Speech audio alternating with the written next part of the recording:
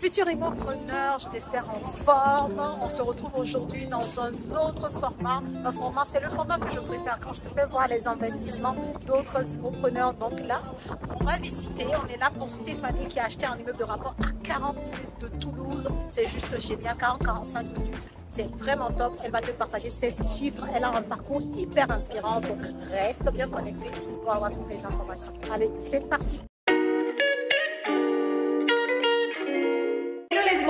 Comme je vous disais, aujourd'hui on est avec Stéphanie qui nous accueille chez elle. Franchement, merci beaucoup Stéphanie de nous accueillir chez toi. Tu vas nous dire tout à l'heure ce que tu as acheté parce qu'on est là pour toi. Tu vas pouvoir nous dire tes chiffres et tout.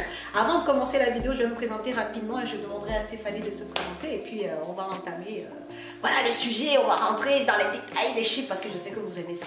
Alors, pour toi qui ne me connaîtrais pas et que tu me découvrirais à travers cette vidéo, je suis Céline Médéou, épouse d'Orido, je suis immopreneur, une personne qui fait du business avec l'investissement immobilier, qui gagne véritablement de l'argent tous les mois. Donc si c'est un sujet qui t'intéresse, je t'invite à t'abonner à la chaîne et également regarde dans la barre de description de la vidéo, tu trouveras le lien vers ton cadeau de bienvenue si tu es nouveau ou nouvelle sur cette chaîne des immopreneurs. Donc, je vais donner la parole à Stéphanie, elle va se présenter et ensuite on va commencer.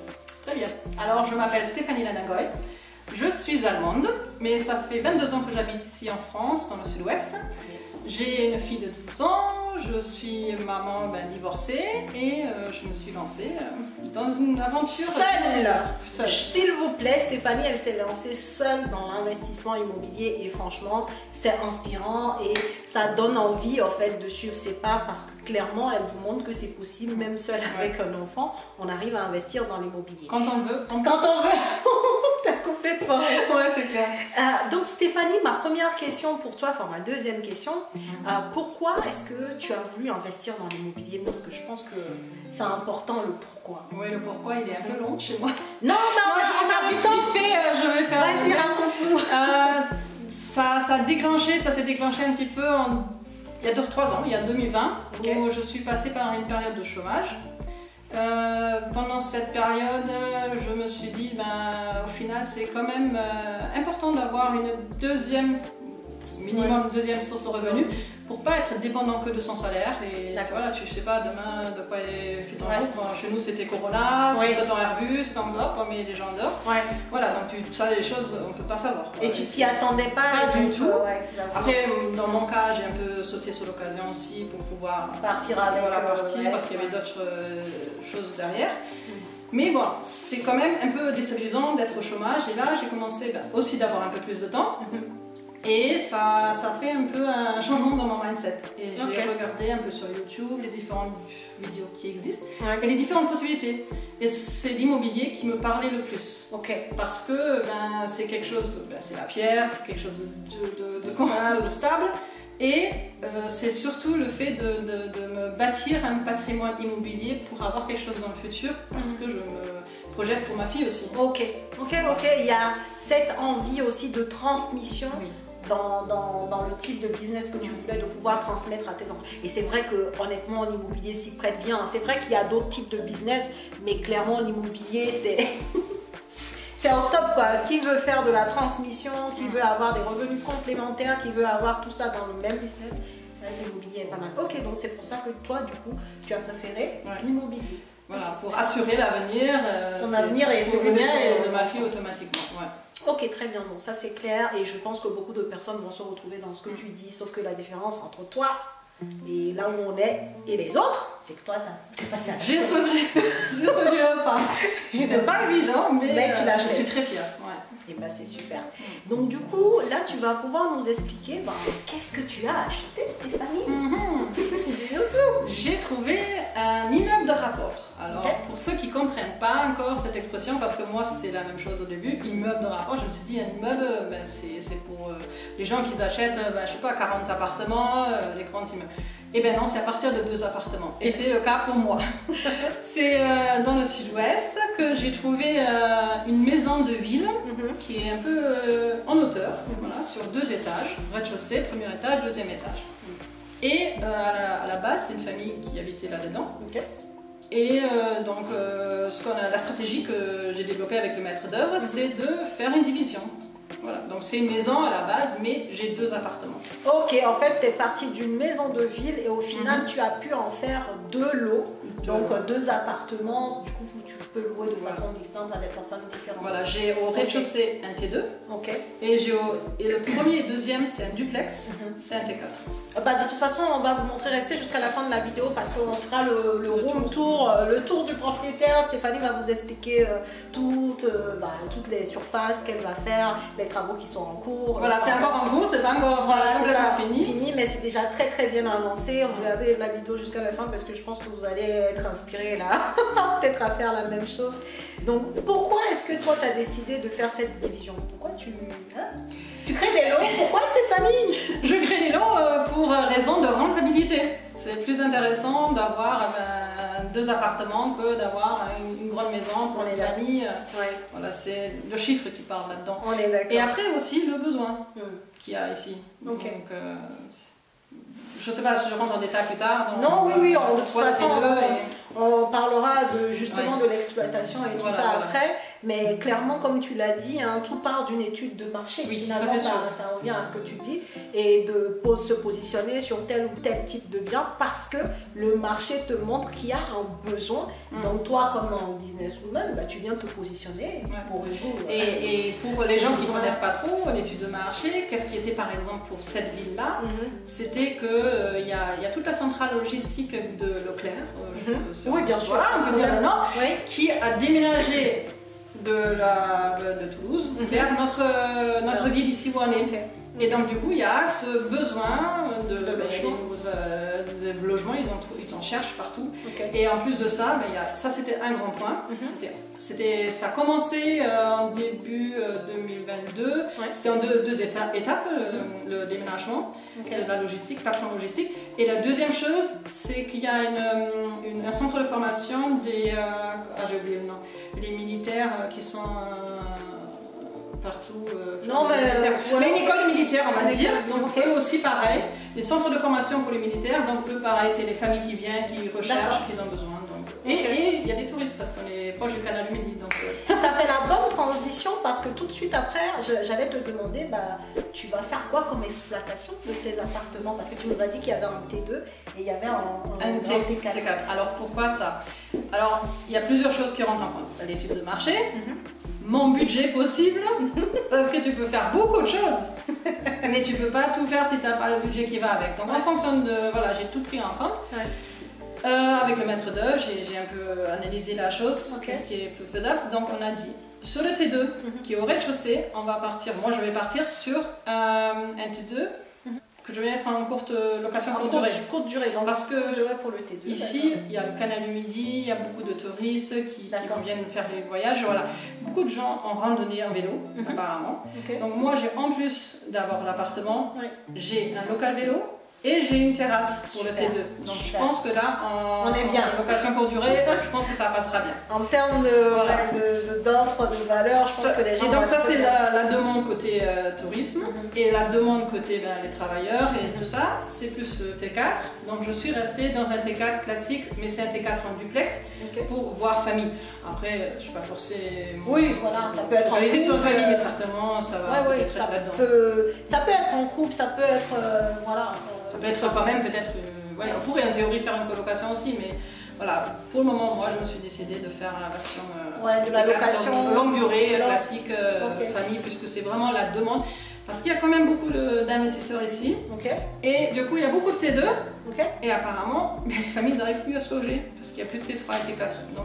Donc c'est pour ça que je suis d'accord quand on parle vraiment de partir de l'étude de marché et de visualiser, en tout cas d'arriver à comprendre le besoin de son marché et de se positionner sur ce besoin qui fait que toi, quand tu vas mettre ton bien sur le marché, ça va partir rapidement. Parce que les gens n'attendent que ça en fait. Parce que si je viens, je fais une étude, je fais pas d'étude de marché, je me dis je veux faire du T2 et que personne vient en veut, ça sert à rien. ça... Merci Stéphanie, t'as tout dit, ça sert à rien.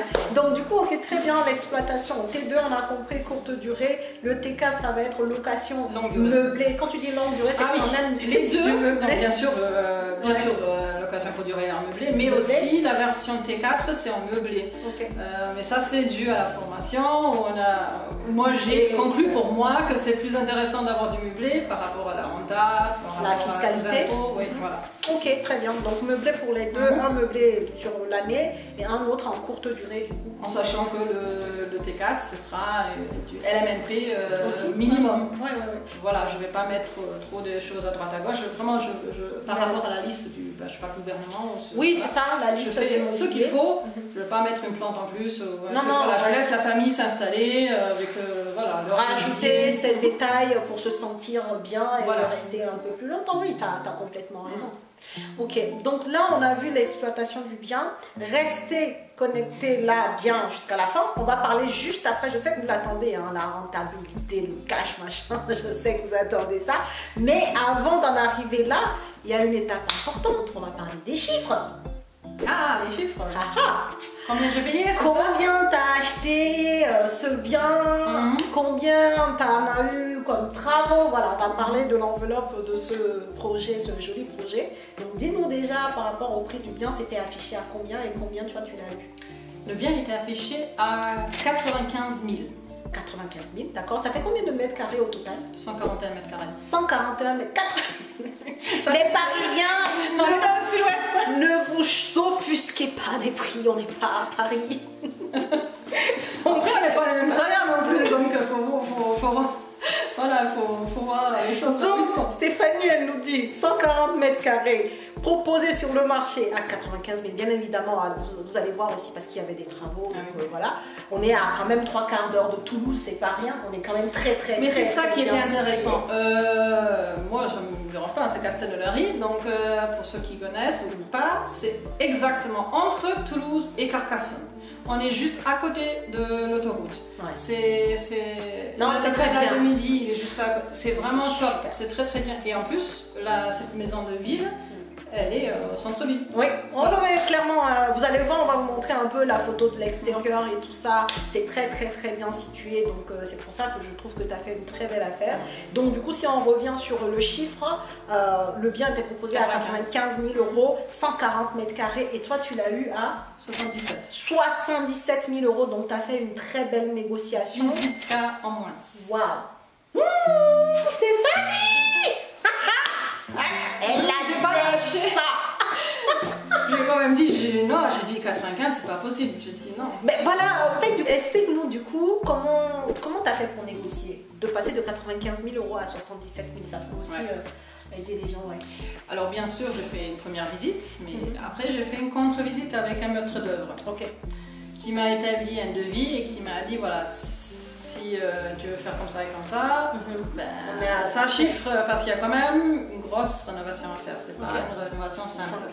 Il y a une isolation, il y a tout le sous le toit là au deuxième étage, il y avait tout à refaire, il y avait zéro isolation, il y avait oui, le comble était aménageable, mais après il n'y avait rien. Donc j'avais quand même un devis travaux de 90 K.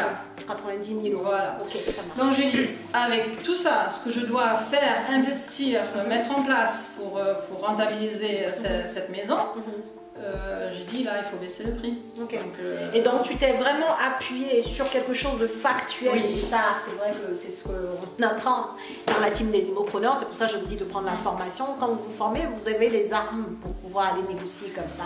Et donc du coup, toi, tu as fait exactement ça. Tu es parti sur des faits et avec ces faits-là, tu as pu jouer justement sur tout ça et pouvoir arriver à faire 18 000 €. C'est juste pas, s'il vous plaît, Ouais, c'est pas... Ça va pas marcher quoi. Donc. On est d'accord. Non mais c'est très bien, 18 000 € de moins, c'est parfait. Donc du coup, si on reprend toute l'enveloppe de ton projet, on est à combien? 77 000 €, 90 000 € de travaux, le tout complet. Le tout avec, j'avais une courtière, donc voilà, j'ai des frais un peu annexes. Le crédit immobilier que j'ai, c'est 190 200 des poussières. Ok, donc ça, 90 000 € à peu près pour tout le crédit. C'est très bien ce que tu dis parce que ça me fait une transition pour te demander du coup le financement.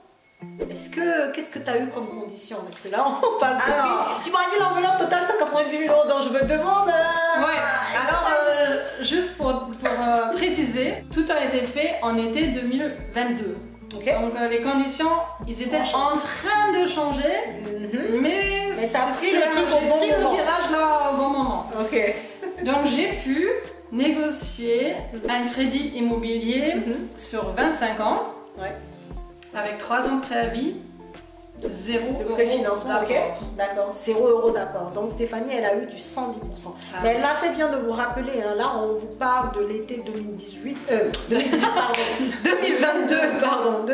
Ouais. Et en 2022, c'est vrai que les conditions étaient en train de changer, mais les personnes qui ont su prendre le train au bon moment ont pu encore profiter comme Stéphanie qui a eu du 110%. Donc ça veut dire que quand Stéphanie nous dit qu'elle a son enveloppe qui fait 190 000 €, les 190 000 € qui constituent l'enveloppe totale de ce projet-là ont été entièrement financés par la banque. Ouais. Stéphanie, elle a mis 0 € de sa poche directement, en tout cas, sur le projet. Ok, super, bravo. Et donc, tu as eu, pour les autres conditions, donc tu as eu combien pour la durée? Alors, pour les taux, tu veux dire les taux d'intérêt? Les taux d'intérêt, voilà. Ouais. Alors, avec la courtière, elle a fait un montage. D'accord. Donc, j'ai pas un crédit immobilier, j'ai deux crédits. Deux lignes de crédit. Voilà, deux lignes de crédit, donc j'ai deux taux d'intérêt différents. D'accord. J'ai un premier qui est, alors pareil, hein, le chiffre c'est de l'été 2022, 1,2%. D'accord. Et l'autre 1,55%. D'accord, ok. Et du coup, le TAEG, il est pareil, un peu différent, 1,65, 1,69. Ok, parce que forcément, le TAEG dépend déjà du taux nominal et voilà, des autres frais. Donc, ok, ça marche très bien. Tu avais des taux qui étaient à l'époque normaux, ce qui n'est plus le cas en 2023, les amis. Voilà. Ça a changé, hein. Donc, n'entendez pas Stéphanie vous dire 1,50 et puis allez dire à votre banquier 1,50 en 2023, il va vous rigoler, il va vous rironner. Donc, c'est pas la peine. C'était des taux, en effet, 2020. Ouais, je touche le bois, c'était... Mais c'est parce que j'ai sauté le pas aussi. Si j'aurais été trop attentiste. Voilà. Merci de le préciser parce que les gens, ils vont t'écouter, ils vont dire non, Stéphanie, tu as la chance. Non, Stéphanie, c'est pas elle a la chance. Non. Elle a fait les actions. Et elle est arrivée au bon moment et c'est pour ça qu'elle a pu saisir ce genre d'opportunité-là et c'est ce que je vous dis tous les jours. Et en été 2022, c'était déjà en train de monter parce qu'en mars, je crois, 2022, j'avais pris contact la première fois avec la courtière pour refaire un rachat de mon crédit de ma RP. De la résidence principale. Et là, c'était pour baisser mon taux d'endettement. J'avais déjà tout calculé. Je savais que derrière, je partirais dans l'investissement. Ok, ça marche. Donc je voulais baisser mon taux d'endettement. Tout ça, c'était lié. Et là, déjà, quand je suis revenue voir la courtière en été, elle a dit attention, les taux ils sont en train de grimper. Là, tous les mois, ça monte, ça monte, ça monte. Ok. Donc du coup, on a le taux d'intérêt que tu as pu avoir, on a le nombre d'années, c'est 25 ans. 25 ans plus 3 ans. Plus 3 ans de période de différé, donc, pendant lequel, en fait, ces 3 ans-là, tu payes les intérêts. Je paye les intérêts. Ouais, mais tu ne payes pas ton capital emprunté. Ok. Mais ça, c'est l'argument clé aussi d'essayer de le négocier. C'est ça. Parce que pendant cette période-là, certes, je vais payer quelque chose, je vais payer l'assurance et tout ça, mais j'ai quand même plus de capacité de mettre de l'argent de côté.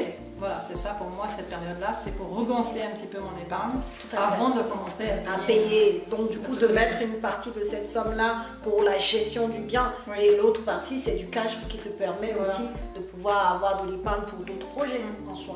Donc, le différé, il sert vraiment à ça. Hein. C'est une période stratégique pour nous investisseurs. Et donc, quand on a des travaux comme toi, forcément 90 000 € de travaux, oui, quand tu demandes au différé à la banque, elle ne va pas faire la tête, elle comprend complètement que tu en aies besoin. Et voilà, on fait en sorte d'avoir le maximum. Et là, pour nous, c'est 36 mois. Je ne sais pas si toi, je pense que c'est toi aussi qui l'avais dit. En tout cas, moi, j'ai retenu ça. c'est les gens qui sont en train de se plaindre que les taux ils montent. Certes, ils montent, je suis d'accord. C'est désagréable quand tu sais que ouais, mais il y a 3 ans c'était à 1%, effectivement. Mais les taux qu'il y a aujourd'hui, faut pas se leurrer, il y a 5 ans, 6 ans, 7 ans, on était beaucoup plus au-dessus de 4,75. Donc, donc je pense que c'était toi qui l'as dit. Ce qui est important pour un investisseur, c'est plus tout ce que tu peux négocier autour, autant comme 25 ans et pas 20. 3 ans de différé, ouais, et pas tout ça. Voilà, c'est ça les choses qui sont importantes. Le taux. Après, on peut toujours le négocier. C'est toujours mieux quand il est plus bas, mais je veux dire, c'est pas ça qui va te bloquer pour ton investissement. Voilà, pour investir. Très bien, bah merci. C'est super. Mais j'apprends. C'est super. Et donc, du coup, avant de parler de cash flow, est-ce que tu peux nous rappeler, avec les conditions bancaires que tu as eues, tu seras à combien en termes de mensualité de crédit? Les mensualités de crédit, c'est à peu près 770. 770 € par mois. Ok, une fois qu'on a dit ça, on va parler maintenant des loyers qui vont nous permettre de définir maintenant le cash flow, parce que les gens ils attendent que ça, hein, le cash flow. Donc ici, entre ton T2 que tu vas mettre en courte durée et l'appartement en duplex que tu vas louer de façon classique meublé à l'année, tu as combien de loyers mensuels en moyenne du coup? Alors, j'ai un prix, comment ça s'appelle, une évaluation de loyer pour le T4 de hors charge, 720 €. En tout cas, j'ai calculé avec ça. Ok. Et pour le T2, je suis allée sur le site RDNA, je ne sais pas si vous le connaissez. Ils vont aller chercher, voilà, ils vont chercher. Et ça, c'est très intéressant, ça te donne la moyenne statistique de la ville, de l'adresse où tu es, par rapport à la courte durée. Okay. Donc, je me suis basée sur ces deux-là. Et là, la moyenne pour ici, c'est 55% de remplissage, peut-être j'en aurai plus, c'est 60 € par nuit, j'en aurai plus parce que j'ai une terrasse. Voilà, mais je me suis basée sur le minimum. Tu as raison, c'est ce qu'il faut. Et là, j'aurai un loyer de 1000 € pour le T2 et 720 € pour le T4. Donc 1720 € par mois. Par mois en moyenne. Ok, voilà. 1720 € par moyenne. Et juste, est-ce que tu peux nous préciser, comme tu as donné ta source pour arriver à estimer le loyer de ta courte durée, pour la longue durée, tu as fait comment pour arriver à 720? La longue durée, j'avais une évaluation de l'agent immobilier. Et j'avais une première qui était un peu haute. Je me suis aperçue un peu plus tard, donc je recommande à tout le monde quand vous faites les visites, faites un deuxième avis. J'avais pris un seul. Donc j'ai refait ça un peu plus tard. Et j'ai 3 agents qui m'ont fait quasiment tous le même prix. Ils t'ont donné une même valeur locative. C'était cette 720. Ok, ça va être hors charge. Donc. Hors charge, voilà. Donc du coup, on arrive à 1720 € par mois. Et ça t'emmène à combien en termes de rentabilité? Alors, rentabilité brute, j'avais calculé 11,7%. Et donc du coup, ton cash flow? Et le cash flow, il sera à peu près à 700 €. 700 € de cash flow. Ah, je ne sais pas si vous vous rappelez de ce qu'on a dit tout à l'heure. Stéphanie, elle a acheté à 77 000 €, 140 mètres carrés à 3/4 d'heure de Toulouse. Une ville qui est super, elle est en centre-ville. Elle a eu au total 190 000 € financés. Elle a 700 € de cash flow mensuel. Dites-moi quel salarié a 700 € d'augmentation de salaire. En plus, c'est pour moi. Voilà, c'est ça, tu investis dans quelque chose, c'est la pierre, tu l'as, tu peux la garder. Et merci. Et comme j'aime bien dire, en fait, c'est quelque chose qui est comme un puits inépuisable. C'est-à-dire que ce bâtiment-là, si tu veux, tu le gardes à vie, tu le transmets à tes enfants qui vont le transmettre à leurs arrière-petits-enfants.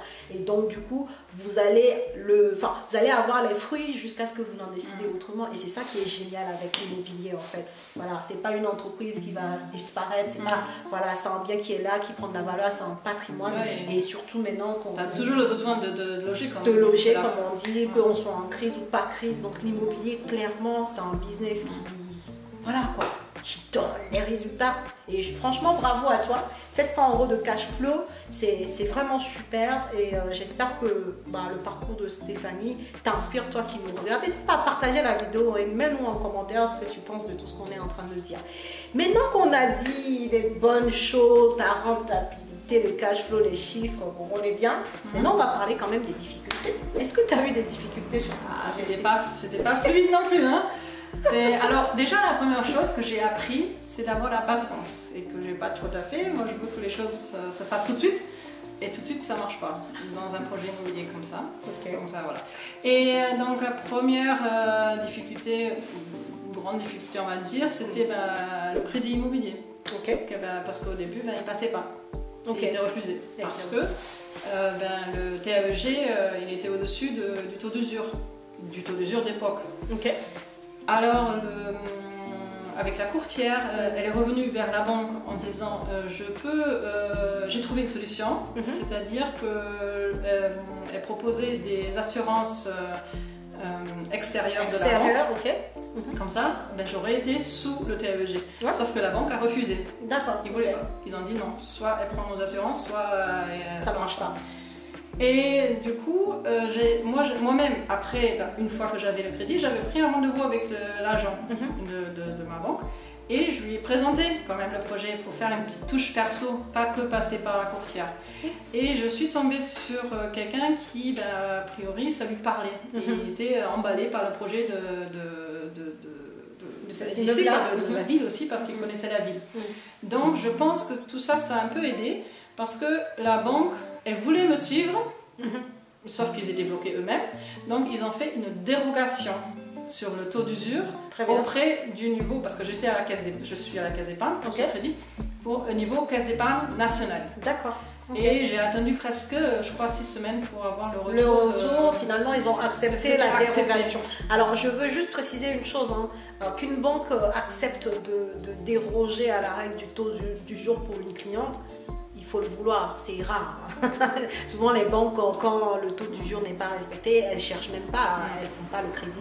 Donc c'est pour dire que en fait les planètes étaient alignées pour toi, je pense, et aussi le fait que toi-même tu aies fait la démarche d'aller faire la présentation, comme on l'a vu, un vrai business plan et expliquer ton projet, la rentabilité et tout ça, ça a dû parler aussi et ça a dû motiver ton interlocuteur à faire je pense. Et après aussi la bonne période, c'était pas encore aussi durci qu'aujourd'hui. Aujourd'hui, bien sûr. Parce que même je suis repassée à la banque style 2 mois après parce que j'avais un rendez-vous et j'ai croisé le directeur de l'agence et il m'a dit, vous savez, aujourd'hui ça passerait même plus la dérogation.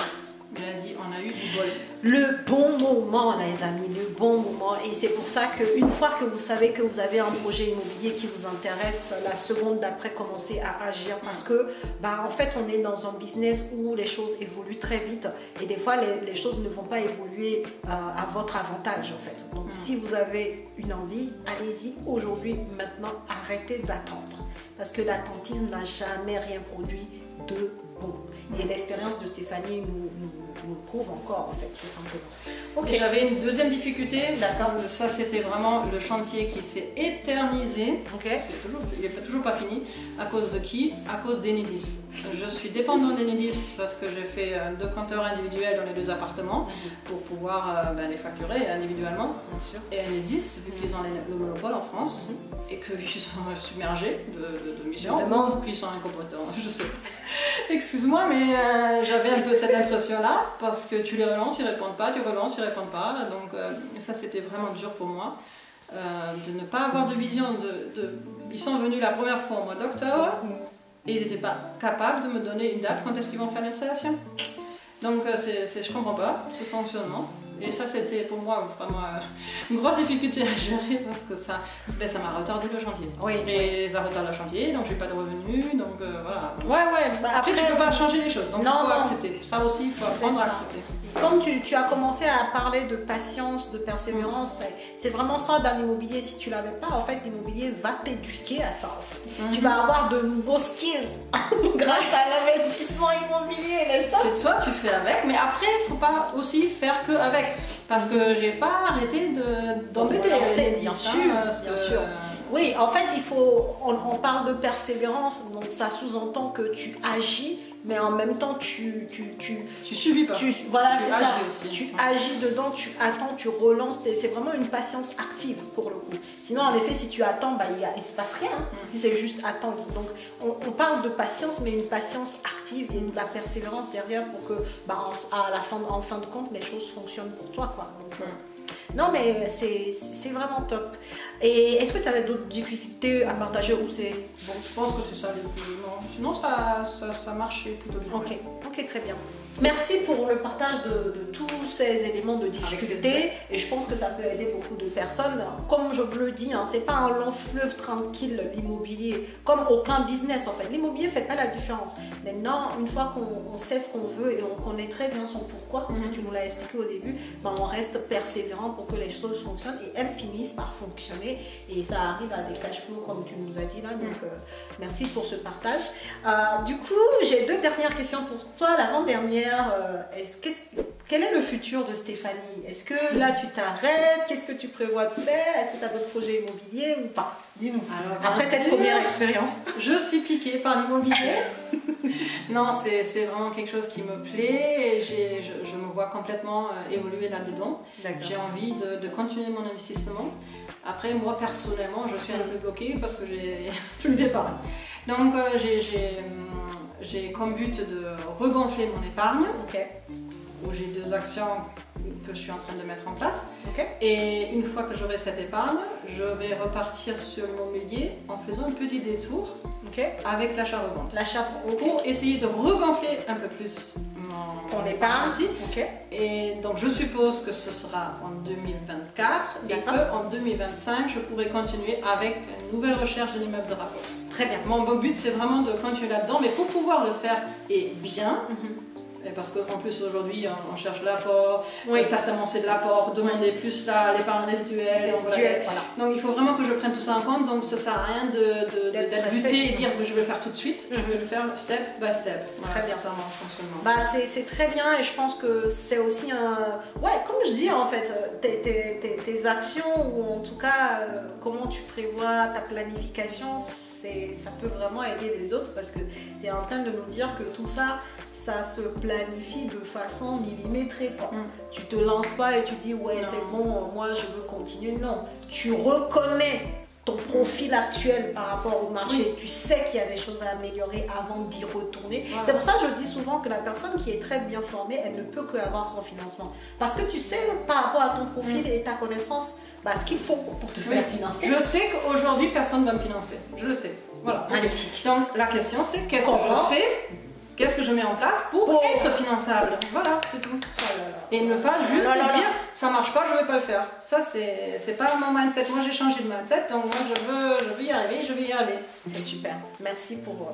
Non, mais t'as tout dit. Non, mais franchement, c'est super et je sais que ça va parler à beaucoup de gens. Ou si ça ne vous parle pas, j'espère que vous avez retenu ce qu'elle a dit parce que c'est exactement ça en fait. Ok, donc toi, tu vas continuer dans l'immobilier, c'est très bien. De toute façon, je sais que tu vas y arriver. Tu as maintenant la compétence.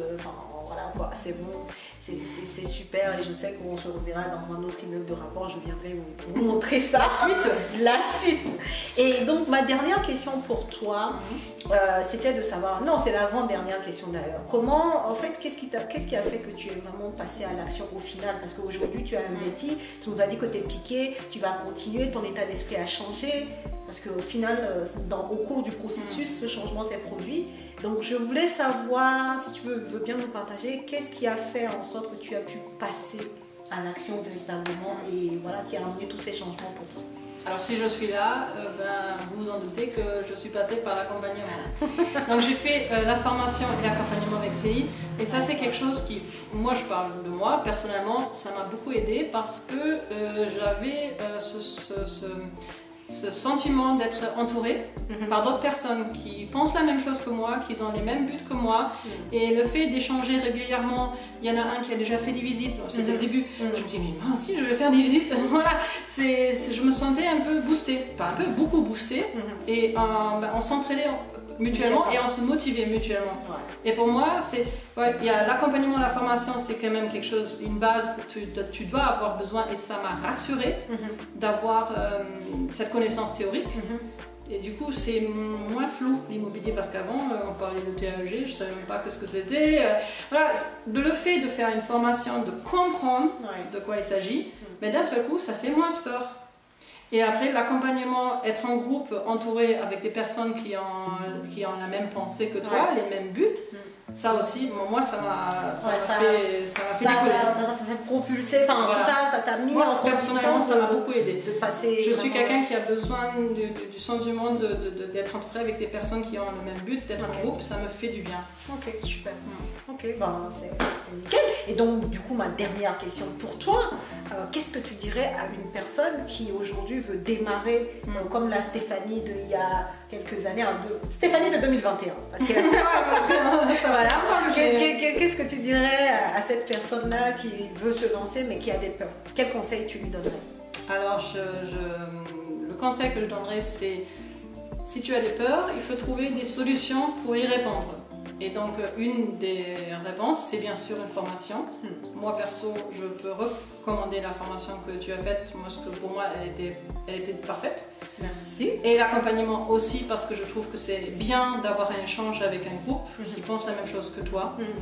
Et surtout, écoutez tous les conseils que Célie elle dit.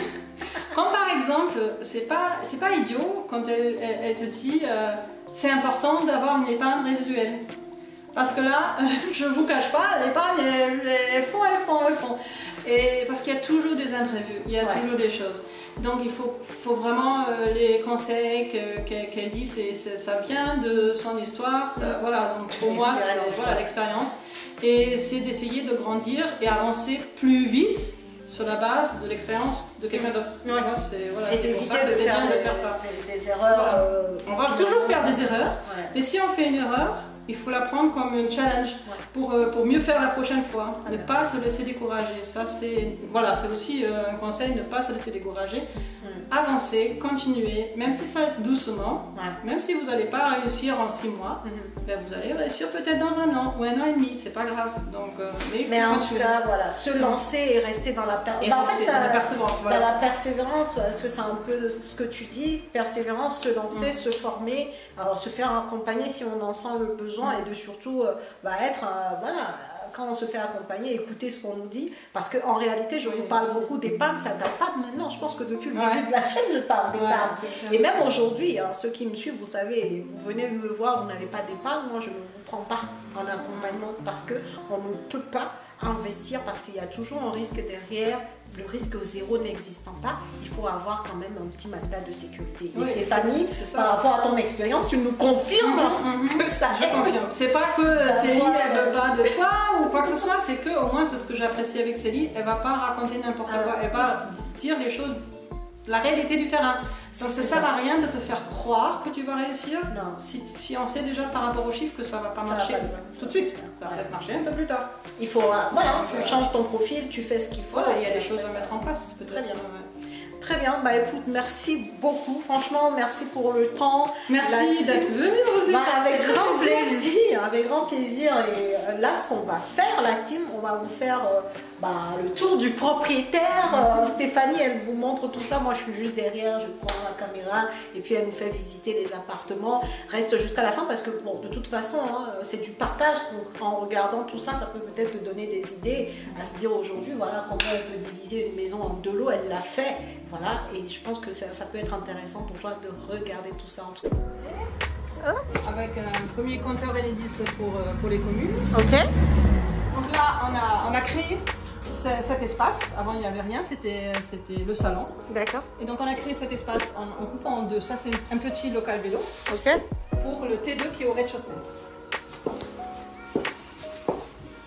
Donc là, le sol, il va rester comme ça. Non, le sol, bien sûr, on va égaliser avec une peinture gris foncé, je pense. D'accord. Gris foncé, mais on ne va pas refaire les carreaux. Ok, ça marche. Ça, alors, je sais pas, pour le moment, il n'y a plus les gars là, mais ça, c'est la partie local vélo pour le T4. Il y a 2 locaux. Voilà. Donc, un local pour chaque appartement. Voilà, c'est ça l'atout. Alors, on va partir la partie T2. Donc ici. Donc là, c'est la porte. C'est la porte palière qui est là, la porte palière. D'accord, et après ici, on va à l'étage. Donc ici, c'est le T2. Et sur le côté, on va mettre le cumulus. Ok. Là, il y a les toilettes. Très bien. Ok. Ça, c'est la chambre du T2. avec les nouvelles fenêtres. Ah, Le ok, parquet, très bien. tout ça, ça a été refait. Il y a une première peinture. D'accord. Bien sûr, ça va être refait derrière. Ok. Ok. Et ici, ça a été construit. C'était avant tout C'est moi. un petit Pour avoir dressing. une petite salle de bain. Ah, pardon. Dressing. Salle de bain, ouais. T'as raison. Ah, ok, donc en fait, ça fait une chambre parentale, un peu une suite. Un peu comme Ok. tu à l'hôtel quand tu as une chambre Ouais, avec un avec, petit côté douche, ok. douche, Très bien. lavabo. Ok. Ça, c'est la deuxième pièce D'accord. avec une partie pour la cuisine. Ok. Et à peu près à partir d'ici, ce sera la partie salon. D'accord. Salle à manger. Non, il n'y a pas salle à manger, c'est. Salon, salle à manger, quoi. Mais pour Ouais, c'est la ça. cuisine, j'ai acheté une sorte de bar Ok. avec 4 chaises, donc tu peux t'asseoir, tu peux manger là. D'accord. Après, à côté salon, tu as le canapé avec une table aussi devant le canapé. Donc voilà, pour les personnes qui font de l'Airbnb, Ouais. Oui, oui, complètement. voilà. Et donc là, on va mettre le petit frigo. Ok. Il est là attaché derrière. D'accord. Ça, ce qu'on voit ici, c'est le frigo Ah, du T4, hein. il est là. Frigo acheté, tac. Là, le frigo, le frigo pour l'appartement le plus grand. Donc ici, on a 2 lots, hein, vous avez compris. Et donc là, ça c'est la chose qui m'a fait un peu craquer aussi. Ah ouais. Là, je pense que c'est Hey, quand tu as envie de souffler, tu viens là, en fait.